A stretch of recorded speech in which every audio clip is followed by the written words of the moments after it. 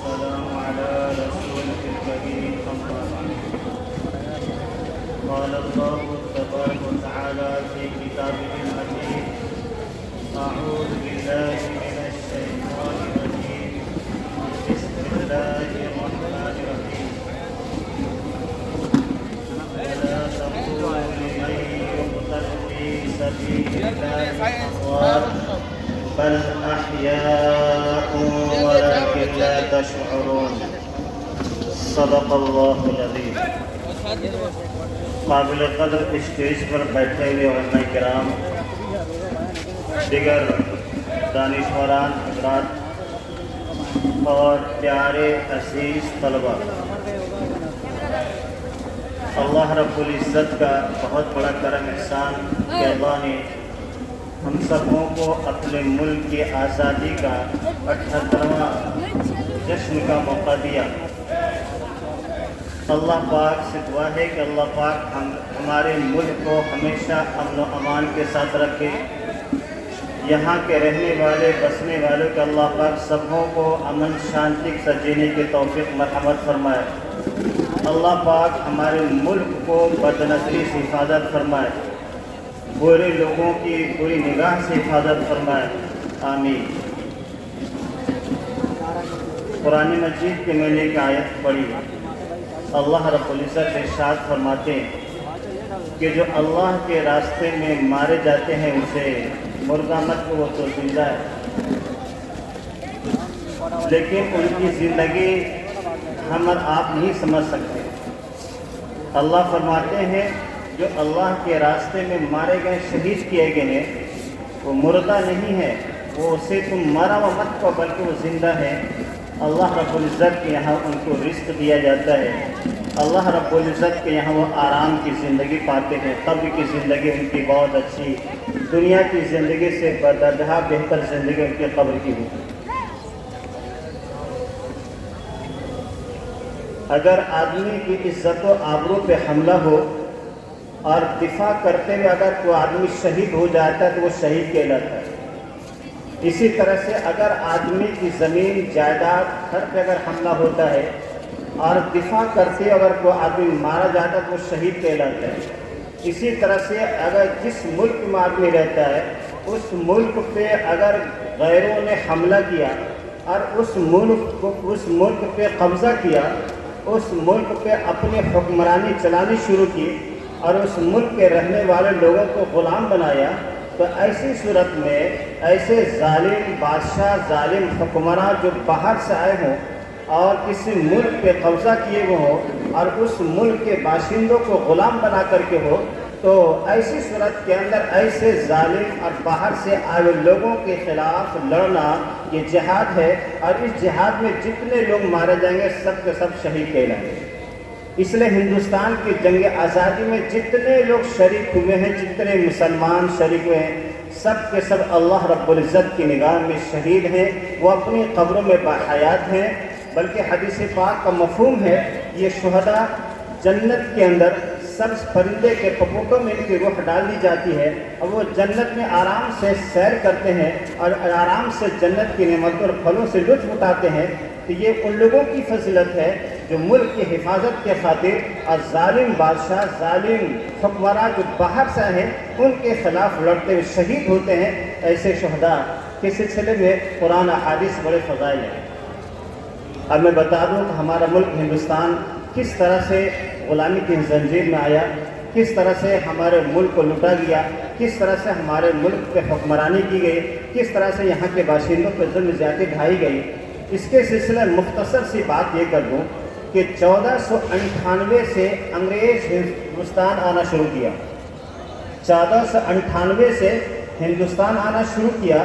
اس کے بعد 100 سال تک ان کا آمد و رفت رہا. ہندوستان کے خطے خطے میں جاتے تھے، یہ گاؤں شہروں میں جاتے تھے اور یہ بھانپتے تھے کہ ہم اس ملک میں کس طرح سے داخل ہوئے اور کس طرح سے اس ملک میں قبضہ کریں، کس طرح سے یہاں کے لوگوں کو غلام بنائیں، کس طرح سے یہاں کے لوگوں کو اپنے ماتحت بنائیں. 100 سال تک ملک کے مختلف حصے پہ انگریز آتا رہا، یہاں تاک جھانک کرتا رہا اور کیا ہے اپنی سازش، اپنا پلان بناتا رہا. اس کے بعد میں 1601 میں ایسٹ انڈیا نام کی کمپنی آتی ہے تجارت کے بہانے سے، اور بنگال کی سرزمین پہ یعنی کلکتہ کی سرزمین پہ یہ کمپنی اپنا قدم رکھتی ہے، اور یہ کمپنی تجارت آگے بڑھاتے بڑھاتے اور کمپنی کو آگے بڑھاتے بڑھاتے نوبت یہاں تک آتی ہے کہ کچھ دن کے بعد میں انہوں نے اپنی آبادی، اپنی بستی فورٹ ولیم جو دھرمتلہ کے اندر ہے یہاں پر بسانا شروع کیا، اور 1754 کے اندر ان کی اتنی بڑی آبادی ہو گئی کہ اس وقت کے ایک مشہور بادشاہ ہیں علی وردی خان، اس نے انگریز کے خلاف کیا ہے، انگریز کی بستی کے خلاف اس کا جو سینٹر تھا فورٹ ولیم اس پہ حملہ کیا۔ اتنا سخت حملہ تھا کہ انگریز کو شکست کھانی پڑی، فورٹ ولیم کو خالی کرنا پڑا، اور پھر ہارڈ جو اسی طرح سے بائیں طرف جو کھدر پور کا علاقہ ہے ادھر ایک ایریا ہے، ادھر جا کر کے انگریزوں نے پناہ لیا۔ ڈائمنڈ ہاربر کا جو ایریا ہے ادھر جا کے انگریز نے پناہ لیا۔ اس کے بعد میں 1757 کی بات ہے کہ انگریزوں نے اپنی جماعت کو مضبوط کی، ہتھیار انہیں مضبوط کیے، اور اپنی جماعت کو اس قدر مضبوط کیے کہ نواب سراج الدولہ کو بھی کیا ہے چیلنج کیا کہ ہم تم سے لڑنے کے لیے تیار ہیں، اور کیا ہے ہم تم سے اپنی شکست کا بدلہ لینے کے لیے تیار ہیں۔ لیکن افسوس کی بات یہ کہ علی وردی خان کی یہ پہلی لڑائی جس میں انگریز کو شکست ہوئی، پہلی بھی تھی آخری بھی تھی۔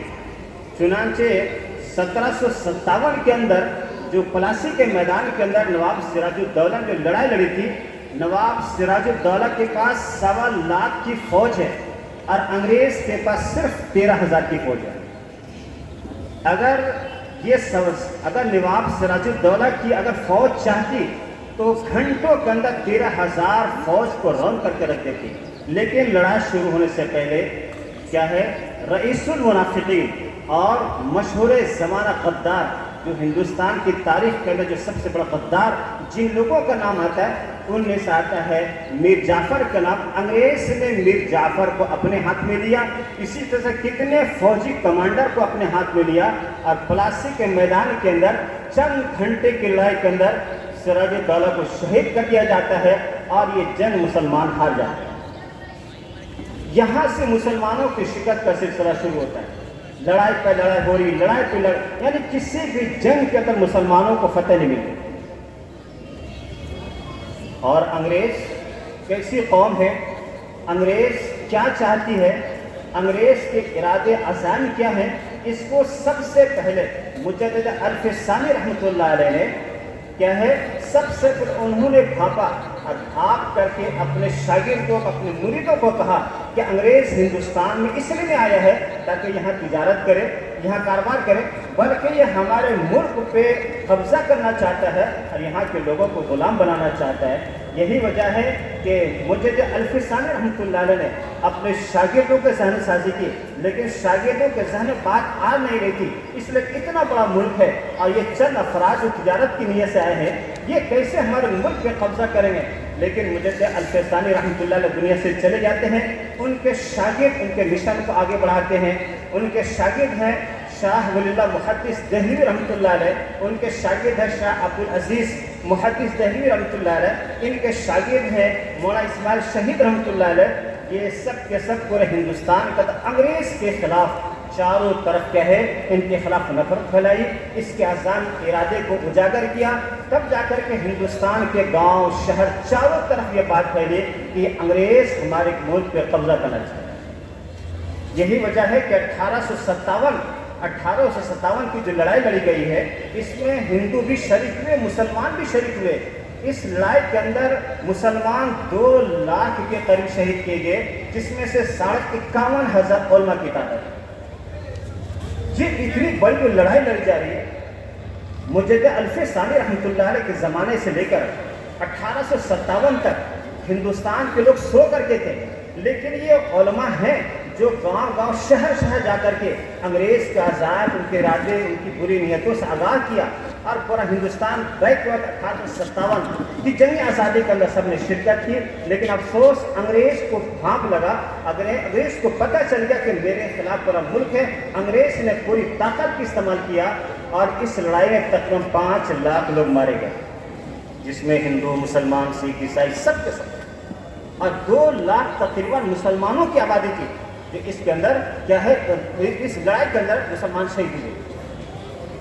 1857 کی جنگ آزادی کے بعد ملک کا تختہ پلٹ جاتا ہے، ماحول بگڑ جاتا ہے. اب انگریز کیا ہے، جو مسلمان شہید ہوئے ہیں ان کے گھر جاتے ہیں اور ان کے گھر کے بچوں کو کہتے ہیں کہ آپ کے گھر کے آدمی مارے گئے ہیں، ہم آپ کے بچے کو مفت تعلیم دیں گے، ہم آپ کے بچے کو پڑھائیں گے، اس لیے اب ہمارے اسکول کے اندر ڈالیے. اس طرح سے انگریز چاہ رہا تھا کہ ملک پہ قبضہ کرنے کے ساتھ ساتھ ہمارے مذہب پہ بھی قبضہ کرنا، ہمارے دل زمین پہ بھی قبضہ کرنا. لیکن میں قربان جو اپنے اکابر اللہ پاک ان کی قبروں پہ کروڑوں رحمت نازل فرمائے، ہمیشہ انگریز کی چال کو بھانپے. اور پھر 1866 کے اندر دارالعلوم دیوبند کے قیام عمل میں آتا ہے، اور پھر یہاں سے کیا ہے، جنگ آزادی کی تحریک زور پکڑتی ہے. اسی طرح سے اس مدرسے سے فارغ ہونے والے طلبہ پورے ہندوستان کے اندر جنگ آزادی کی تحریک کو چھڑتے ہیں، اور ایسی تحریک چھڑی گئی کہ انگریز کو ناک میں دم کر دیا. یعنی انگریز ہندوستان کے تقریباً 450 سال رہے، مسلمانوں نے ان کے خلاف 250 سال تک جنگ آزادی لڑی. 250 سال تک 250 سال تک ٹیپو سلطان کی شہادت 1799 میں ہوتی ہے. اس کے بعد انگریز کہتا ہے کہ جب ٹیپو سلطان کو ہم نے مار دیا، اس کے بعد ہندوستان میں کوئی ایسا آدمی نہیں ہے جو ہماری حکومت کو للکار سکے، جو ہماری آنکھ میں آنکھ ملا کر کے بات کر سکے. اسی بنا پر 1803 کے اندر انگریز لال قلعہ پر اپنا جھنڈا لہرا دیتا ہے اور یہ اعلان کرتا ہے، اے ہندوستان کے لوگوں یاد رکھو یہ زمین اللہ کی ہے، حکومت بادشاہ سلامت کی ہے، لیکن زمین کیا ہے، کہتے ہیں کہ یہ خلق اللہ کی ہے اور زمین بادشاہ سلامت کی ہے، لیکن حکومت اس انڈیا کی چلے گی. اس کے بعد میں قربان جاؤں اپنے اکابر، اپنے علماء بزرگوں پہ کہ ہمارے اکابر میں سے سب سے بڑے اکابر اس وقت کے پراندیش شاہ عبد العزیز رحمۃ اللہ علیہ نے انگریز کے خلاف جہاد کا اعلان کیا، اور اسی طرح سے یہ کہا کہ ہندوستان دارالحرب ہے، انگریز ہمیں غلام بنا لیا ہے، اس غلامی سے لڑنے کے ہمیں آگے بڑھنا پڑے. تو اکابر کی آواز پہ مسلمان آگے بڑھے، اور یہ کیا ہے، مجاہدین کا یہ کارواں آہستہ آہستہ آگے بڑھتا رہا ہے. اور اللہ کا شکر ہے، اللہ کا کرم رہا کہ مسلمانوں کے جدوجہد اور علماء کی قربانی سے ہمارا ملک آزاد ہوا. تو 250 سال تک یہاں پہ جنگ آزادی لڑے گئے. 250 سال تک، 1-2 سال نہیں، 50 سال نہیں، بلکہ 250 سال تک ہندوستان کے اندر کیا ہے، لوگوں نے جنگ آزادی لڑی ہے. اور اگر میں یہ کہہ دوں کہ 200 سال تک صرف مسلمانوں نے جنگ آزادی لڑی ہے، اس میں کوئی مبالغہ نہیں ہوتا. 200 سال تک صرف مسلمانوں نے جنگ آزادی لڑی ہے. 1919 کے بعد میں یا 1919 کے بعد میں یا کچھ آگے پیچھے کیا ہے، غیر مسلم شریک میں، ورنہ 1601 سے لے کر کیا ہے 1900 تک کے، بلکہ اس کے آگے تک صرف اور صرف مسلمان جنگ آزادی لڑے. اور کیوں نہ لڑے مسلمان، ملک مسلمانوں سے لیا گیا. اس بنا پر مسلمان کو ڈر تھا، احساس تھا کہ ملک ہمارے قبضے میں تھا اور انگریز نے ہمارے قبضے سے ملک لیا ہے. اس بنا پر مسلمانوں کو کوشش تھی کہ کسی طرح سے انگریز سے ملک کو چھین لیا جائے اور اپنا ملک جو غلام بن چکا ہے اس کو آزاد کرایا جائے. اس لیے علماء، اکابر اور دانشور، بڑے بڑے حضرات اسی طرح سے غیر مسلم مل کر کے ہمارے ملک کی جدوجہد میں آگے بڑھے. ہمارا ملک آزاد ہوا. ہمارے ملک آزاد ہونے کے بعد میں ہمارا ملک سیکولر بنا. اس کے بعد سے افسوس کی بات یہ ہے کہ جو سپنا ہمارے اکابر نے دیکھا تھا، جو سپنا بزرگان دین نے دیکھا تھا، جو سپنا اور خواب مجاہدین نے دیکھا تھا، وہ سپنا خواب پورا نہ ہو سکا. مقصد تھا سیکولر ملک بنا کر کے یہاں کے باشندوں کو امن سکون کے ساتھ رکھنا، اور خاص طور پر مسلمانوں کی جان مال، عزت و آبرو، مساجد، خانقاہ، مدارس کی حفاظت کرنا.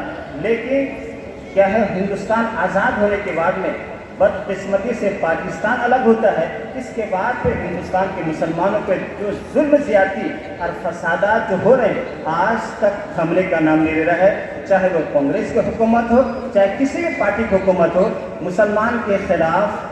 مسلمانوں کے خلاف حملہ کرنا، مساجد مدارس کو توڑنا، فسادات کرنا، مسلمانوں کو مالی معاشی اعتبار سے کمزور کرنا اسی وقت سے لے کر آج تک چل رہا ہے۔